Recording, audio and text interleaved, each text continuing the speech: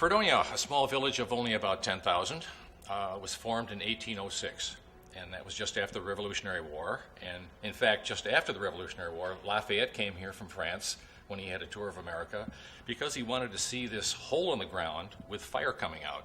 And that was the first natural gas well practically in the world. And that's one of the things that, one of the first that Fredonia is noted for. It's also noted as the start of the Temperance Union, the temperance movement in America at least. And that obviously paid off. We have 22 liquor licenses on West Main Street here now, but there's where the women went out with the axes to the taverns, and that was born in little old Fredonia. Also the site of the first bloodshed of the War of 1812. Those Canadians came right across the lake and messed us up and knocked off about 12 or 14 farmers here at the edge of the lake, and that was the key opening battle of the War of 1812. Lots of other firsts. The first Grange in the United States, anyway, a farm social organization. The birthplace of the idea of the Sears Roebuck Company came from this place.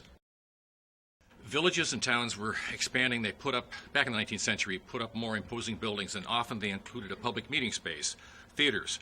And this was more elegant than most, and because they wanted to make it more elegant, they also did not want their daughters going to something called a theater because they had heard about the scandals in the theaters on the East Coast, so they thought they'd give themselves some European dignity by calling them opera houses or academies of music. When this was opened in 1891, it was the Fredonia Grand Opera House. We were doubly without sin here in Fredonia.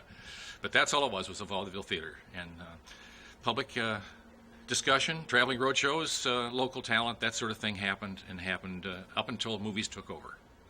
And then after the theater was threatened with demolition and volunteers restored it back in 1994, we've sort of returned it to the same thing it was originally, and that is good talent like the Boys in the theater here, the traveling road shows, public discussion. We even have weddings here. Nothing as far as mud wrestling, but we've had lots of things happen here. We hope that anybody's in the Western New York area will get a chance to stop by here sometime, take a look for themselves, and hear how good music sounds in this place. When people destroy their architecture, there's no replacing it for a number of reasons. The original drawings, of course, are not there.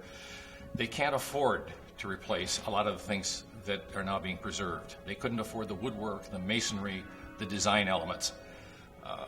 The other thing is, many of these things are one of a kind, and they give a community, a village, its distinctiveness.